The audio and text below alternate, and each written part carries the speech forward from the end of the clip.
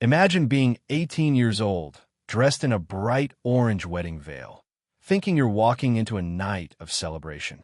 Instead, you're being led into a room full of strangers, servants, witnesses, and a quiet doctor waiting for you. You were told this was a tradition. You were never told you would be checked by a doctor. You were never told your body would be written down in records. And you definitely were never told the ceremony would include a wooden figure standing in the corner under a heavy cloth. A figure everyone in the room already knew the purpose of. In a few minutes, you'll understand why the cloth is there. In a few minutes, you'll understand why your mother cried while fixing your hair that morning. And in a few minutes, you'll realize your wedding night isn't about love at all. It's about proof. This isn't made up. This was marriage in ancient Rome. A ritual so disturbing that Roman history writers avoided describing it directly, and early Christians tried to erase it from memory completely. By the time that cloth is lifted, Livia will learn the truth behind the ceremony. Rome hoped the world would forget, and you will too. The year was 89 CE.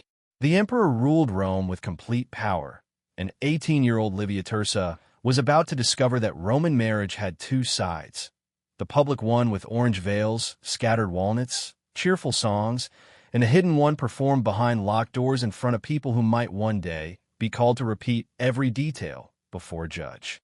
What she was about to go through was a ritual so uncomfortable that ancient Roman history writers avoided describing it directly, and one that Christian writers later tried to wipe from memory completely.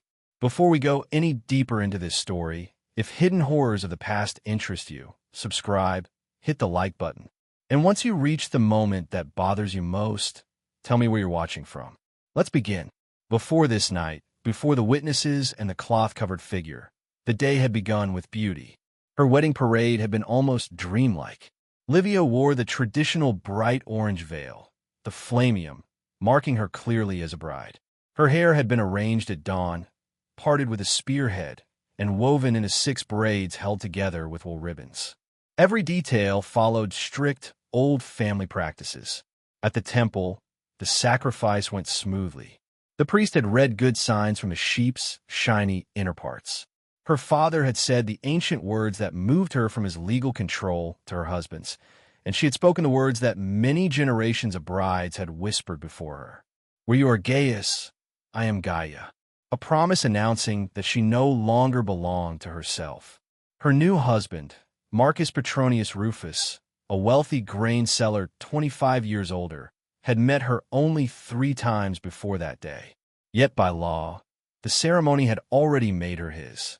Or rather, it had started the process. Because in Rome, the ritual in public was only the beginning. The truly binding moment waited at the end of the torch-lit parade through the city. Inside a house she had never entered, surrounded by people she had not agreed to meet. The crowds lining the streets had sung the traditional rude verses, crude, clear, purposely embarrassing, meant to amuse the gods and keep evil spirits away. Young men shouted suggestions through the veil that made Livia's face burn with shame. Her mother had told her the songs were harmless, meant to protect her. But Livia had seen her mother's shaking hands while fixing her hair that morning.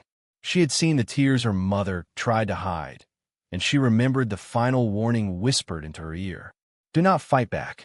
Whatever they ask of you, do not fight back. It only makes everything harder. By the time they reached the house of Marcus Petronius Rufus, the last bits of daylight were gone. The doorway had been decorated with wreaths of plants and wool. 2 blazing torches marked it as a place where a marriage would be completed according to old law. The crowd's singing grew louder. Someone threw walnuts at her as a fertility blessing. The shells caught in the folds of her dress and scraped her skin. It felt more like teasing than blessing. Marcus waited in the doorway, and behind him, Livia could make out movement, too many shapes, far more people than she expected. Tradition required that her husband lift her over the doorway to avoid the bad luck of stumbling. But the gesture was older than that. It reminded people of a time when brides did not walk willingly into their husbands' homes at all. Once the door shut behind her, quieting the songs outside, Livia finally saw who had been waiting in the entrance hall. An elderly woman in ceremony robes, the pranuba, whose job was to watch over every moment of the night. A priest of unclear type. 3 female servants holding bowls and cloths. An older man with a leather bag containing medical tools. And in the corner, partly hidden beneath draped linen, a wooden structure nearly 4 feet tall. The Pranuba approached and held Livia's hands, her grip firm enough to prevent escape. "Welcome to your husband's house," she said. "The sacred rituals must now be completed." Few people speak honestly about what Roman marriage truly was. It was not romantic, not sentimental, not a celebration of 2 souls. It was a deal, a legal transfer of control witnessed and written down as carefully as the sale of farmland or animals. Under the oldest Roman laws, a wife passed fully into her husband's control, placed in manu, literally in his hand. He held the same legal power over her that he held over his servants, even the theoretical right to decide life and death. By the early Empire era, when Livia walked through that doorway, the laws had softened on the surface. Women could own property. Divorce was possible. Some parts of fatherly power had changed, but the foundation remained. Marriage moved a woman from one man's legal control to another. And like all major transfers in Rome, this one required proof. Think of how Romans handled land sales. Witnesses watched. Rituals called for divine approval. Boundaries were checked and walked. Documents were sealed. Nothing was assumed. Everything was checked. Romans applied the same logic to marriage with one awful twist. The property being transferred was a human body, and that body's ability to produce legitimate children was the thing being purchased. So Roman law required both the bride's virginity and the completion of the marriage to be proven before the union was considered complete. Not rumored, not assumed, proven. And the rituals designed to achieve that proof, the ones Livia was about to face, were ones that very few ancient writers dared to describe directly. Because even in Rome, they were considered unspeakably private. Livia stood trembling beside the covered wooden figure, unaware that what happened next would be burned into her memory for the rest of her life. A ritual so disturbing that later generations would try desperately to pretend it had never existed at all. Roman law was uncomfortably clear on one point. A marriage did not exist legally or socially until the union was physically completed. And it was not enough for the husband and wife to simply say it had happened. There had to be proof, observation, and testimony. Without witnesses, the entire marriage could be challenged. Without proof of the bride's virginity, the legitimacy of future children could be questioned. For Rome, that uncertainty was unacceptable. So the Romans created rituals. Rituals that fit perfectly within their legal view and feel disturbingly unimaginable to ours. The Pranuba tightened her grip on Livia's arm and guided her toward the veiled structure in the corner. Livia's heart beat so loudly she could feel its rhythm in her throat. She sensed that whatever stood beneath that cloth would change everything about her life, her body, her beliefs. But there was no path backward now. "You must greet mutinous Tutinus," the Pranuba murmured, her voice steady but her fingers firm. "You must seek his blessing before your husband may approach. The gods must witness your obedience." Livia swallowed hard, her breath shaking. She had never heard of this god before, and she had no idea what greeting him truly meant. Her hand shook as she reached for the draped fabric. The witnesses leaned closer. Even the servants stopped moving. The entire room seemed to hold its breath.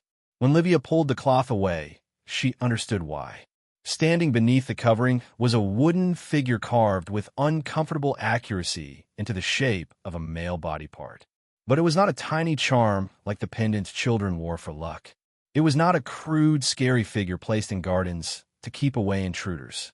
It was purposeful, intentionally sized, built for one purpose. And that purpose became terrifyingly clear the moment the Pranuba began to explain. Mutinus Tutinus was Rome's shadowy god of initiation and fertility. Ancient authors mention him only briefly and always with a sense of embarrassment, as if the very name felt improper. Augustine, writing centuries later as Christianity tightened its hold on Rome, described the ritual with anger and disgust. Roman brides were required to sit upon the god's symbol before lying with their husbands, and they did so in front of witnesses. He condemned the practice, but he did not invent it.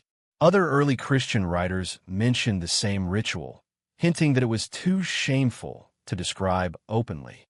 Arnobius claimed brides were made to sit on the symbol while their new spouses watched. Lactantius argued that speaking of it polluted the tongue. Even Varro, a pagan scholar centuries earlier, mentioned brides being presented to mutinous tutinous with phrasing that suggested physical contact, though he carefully avoided detail. Modern historians, uncomfortable with the implications, often downplayed the descriptions, suggesting perhaps brides only sat lightly on the statue's lap in some symbolic gesture. But the ancient language does not support this softer interpretation. Augustine used incidere, a word meaning to settle onto, to mount. Arnobius's phrasing suggested penetration. Lactantius refused to describe the details at all, something unlikely if the act had been a mere symbolic touch. The official explanation, of course, was fertility. The unspoken purpose might have been something else: to break down resistance, to show obedience before witnesses, to prepare a virgin bride for what the law required next.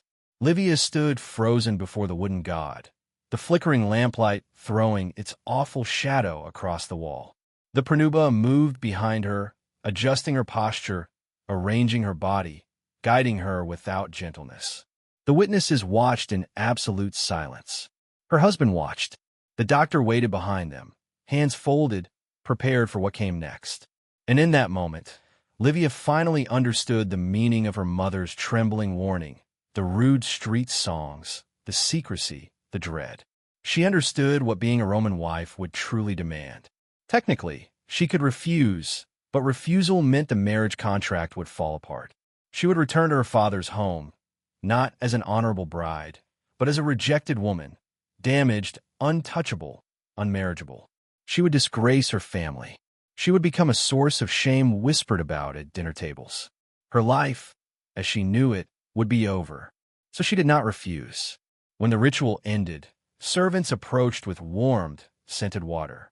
They washed her carefully, murmuring prayers meant to purify her after her contact with the god. But the cleansing had a second purpose, a more practical one.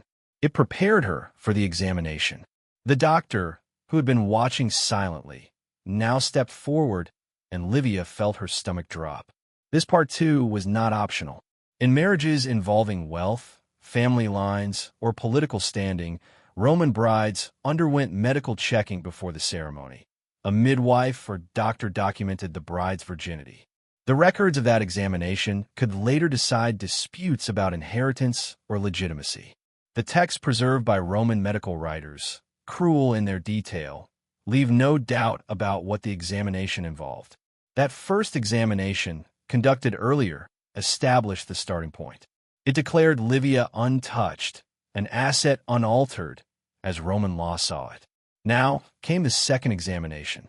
This one checked that the ritual with mutinous tutinous had been carried out, that the physical signs matched earlier records, that she was, according to Roman logic, ready.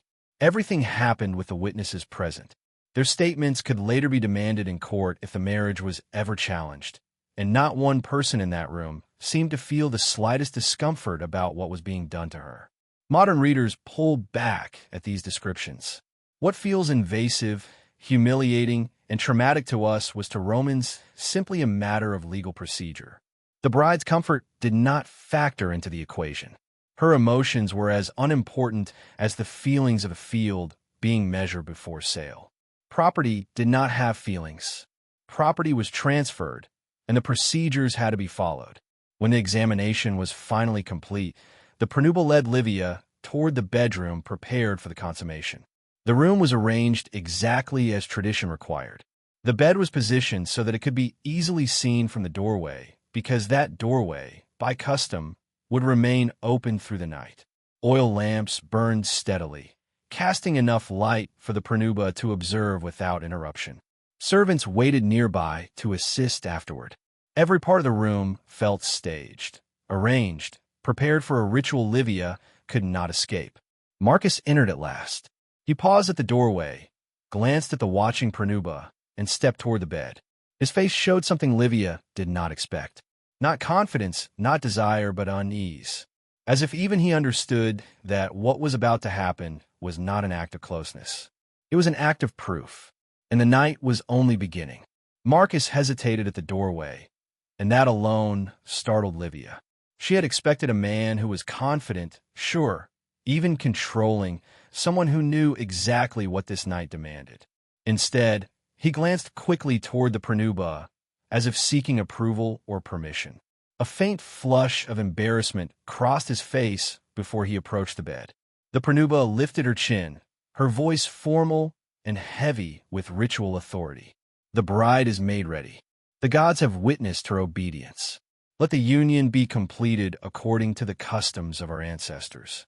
Let those present confirm the act. Let no doubt remain that this woman has become a wife. Her tone left no room for hesitation. What followed unfolded slowly, hour by hour, under the unblinking eyes of those assigned to observe.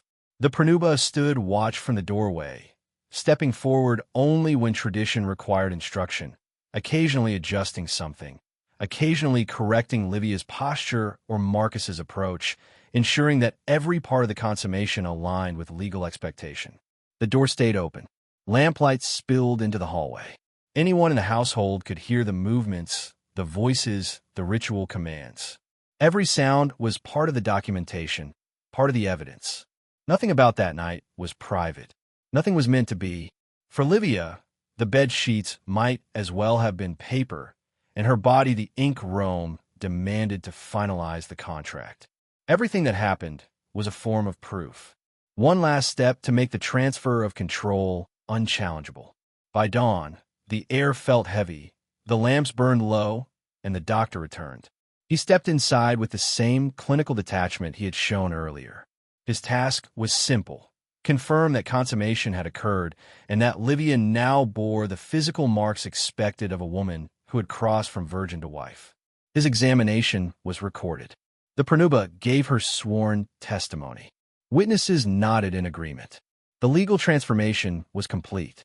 Livia Tersa, barely 18, was now officially a Roman wife. Her role, her identity, her future had all been reshaped within a single night. She would go on to have children over the next decade. She would oversee her husband's household, host dinners, manage servants, perform religious duties, and carry herself with the composure expected of a married woman. To the outside world, she would appear dignified, capable, respectable. But about her wedding night, she would speak to no one, not even her own daughters. There were no words for it, and in truth, she had never heard another woman speak of theirs either. Livia's silence was not unusual. It was universal. Women of her world did not record these experiences. Men did not document them in personal detail. The rituals were so deeply built into the structure of married life that describing them would have seemed unnecessary, like explaining daylight or breathing. Everyone already knew, and yet no one spoke. That is why historians today struggle to rebuild what truly happened behind closed doors in ancient households. Much of what we know comes from pieces, angry criticisms by Christian writers, scraps of legal commentary, casual references in medical books, and archaeological hints whose meaning becomes clear only when placed beside these scattered texts. The absence of detailed accounts is not evidence of conspiracy. It is evidence of familiarity. The rituals were the water Roman women swam in, so everywhere that describing them felt pointless. For nearly 1,000 years, this was marriage in Rome. Generations of brides walked the same torchlit paths. Generations of mothers whispered the same warnings. Generations of young women endured the same night, the same witnesses, the same scrutiny. The system endured because everyone, men, women, families, priests, accepted its logic. Property had to be checked. Legal transfers required witnesses. Marriage produced legitimate children and therefore needed proof. Women were the channel through which family lines continued. It made sense within itself, even as it feels monstrous to us. The end of these practices did not come from Rome deciding it had gone too far. It came from outside, from the spread of Christianity and the transformation of Roman values in the 4th and 5th centuries. With new theology came new assumptions. If women had souls equal to men, they could not be treated merely as property. If marriage was a sacred ceremony, it could not include rituals the church considered obscene. If modesty was a virtue, the presence of witnesses during consummation became intolerable. The shift was not instant. It was not easy. It was not complete. But gradually, across cities and wealthy households, the old ceremonies were abandoned or reshaped beyond recognition. And with them went the evidence. Statues of Mutinous Tutinus were smashed or buried. Texts referencing the wedding night rituals were quietly removed from libraries or left to decay. Wall paintings hinting at the rituals were plastered over. The pranuba's duty shrank from active supervisor to symbolic attendant. Within a few generations, the full knowledge of what Roman weddings had once required vanished, remembered only dimly in unclear manuscripts read by curious scholars centuries later. The Christians who reshaped Rome were not merely scrubbing away embarrassing details. They were building a new civilization on top of the ruins of the old, while refusing to admit what those ruins had once supported. They succeeded almost completely. Today, most people imagine Roman marriage as orange veils, festive songs, and scattered walnuts. A charming blend of ritual and romance. But pieces survive. Pieces always survive. Livia Tirsa died around 31 CE, roughly 60 years old. She had been a wife for more than 4 decades. She had raised children. She had fulfilled every expectation placed upon her. But what did she remember when she thought of her wedding night? Did she relive the fear, the shame, the powerlessness? Did she make peace with it over time? Did she hope her daughters would endure something milder? Or did she accept it as unchangeable, simply the way things were? We cannot know. She left no written record. Roman women of her standing were not expected to. The silence surrounding these rituals comes from women whose experiences were never considered important enough to preserve, whose bodies were central to legal systems, yet whose thoughts were unimportant to the histories men wrote. We know what was done to them. We rarely know what they felt. Yet we know enough to understand why generations tried so hard to erase this aspect of Roman life. Rome is often idealized as the foundation of Western law, order, and civilization. But acknowledging what Rome demanded of its women complicates that story. It shows us that brutality and refinement can coexist, that legal sophistication can operate alongside systematic dehumanization. The rituals are gone, but the women who endured them were real.